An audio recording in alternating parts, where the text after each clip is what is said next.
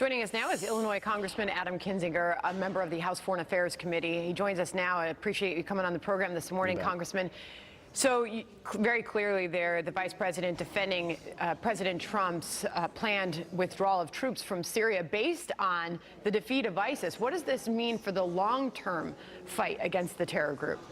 Well, I'm worried about it. And, the Vice President's doing his faithful duty to support the President. The President, has a right to make this decision. He's Commander-in-Chief. I don't question that.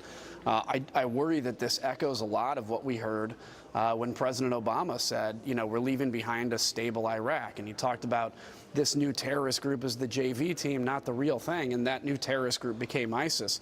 ISIS is an idea. It's not just a territory. So being able to defeat the idea by continually denying them territory is important. We're in a generational fight. And so my concern is if we leave too early, we send the wrong message. But I am encouraged that it seems like it's going to be more of an orderly transition than it seemed at first.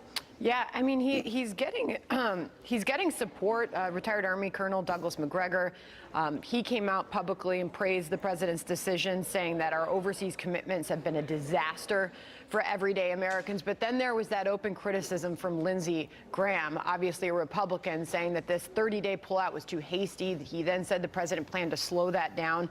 I wonder how you expect the president's plan to actually be deployed based on the criticism he received in the wake of the announcement. Yeah, I don't know. And it's going to be a decision that he has to make with, hopefully, his military advisors that tell him the best way to do it. But I think the thing to keep in mind is it's not just ISIS, it's not just ISIS in Iraq.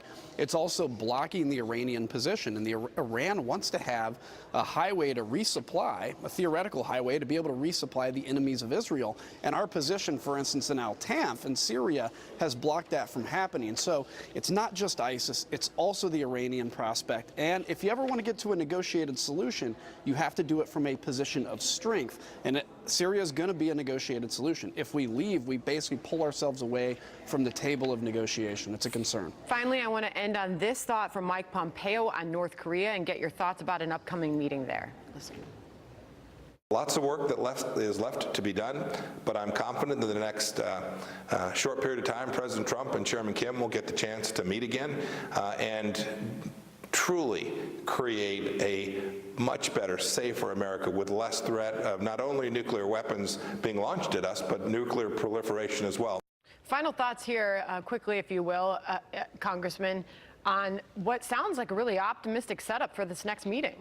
Yeah, I think keep in mind this negotiation is going to be a long time. This one is playing out publicly, unlike the Iran deal, which was bad, but that was done behind closed doors. So there's going to be a lot of ups and downs. I'm still optimistic. We have the right people on this case, and I certainly hope we get to a denuclearized North Korea, or else the alternative ain't going to be pretty. Congressman Adam Kinzinger, good to have you this morning. Thank you. You bet. Take care.